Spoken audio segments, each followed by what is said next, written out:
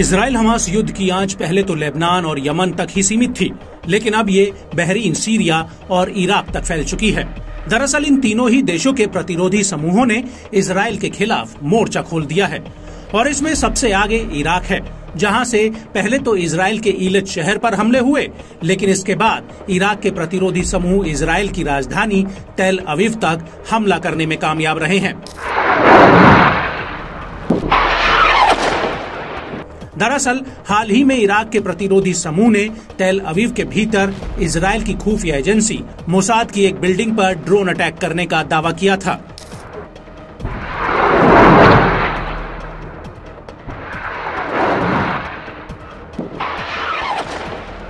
और अब इस हमले के बाद एक बार फिर से इराक से इजराइल पर हमला हुआ है और ये हमला इराक के प्रतिरोधी समूह ने किया है।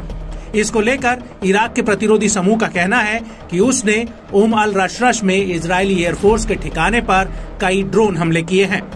इराक के प्रतिरोधी समूह का ये भी कहना है कि उसके एक हमले में ईलट में बने आईडीएफ के एयरबेस को भारी नुकसान हुआ है।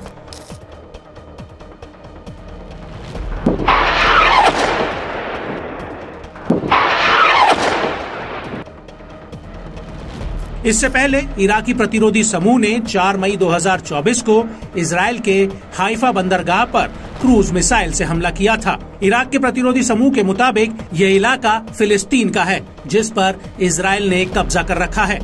आपको बता दें कि 4 मई को इजराइल पर जो क्रूज मिसाइल दागी गई थी, उसका नाम अरकब था, जिसे इराकी धरती से कब्जे वाले फिलिस्तीन के हाइफा पोर्ट की तरफ दागा गया था। हालांकि प्रतिरोधी समूह इस इलाके पर पहले भी कई हमले कर चुका है।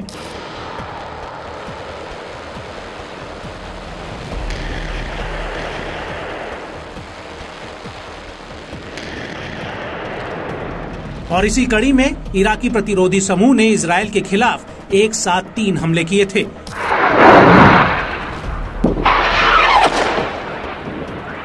इनमें से 2 हमले कब्जे वाले फिलिस्तीन में हुए थे, जबकि एक हमला डेड सी में किया गया था।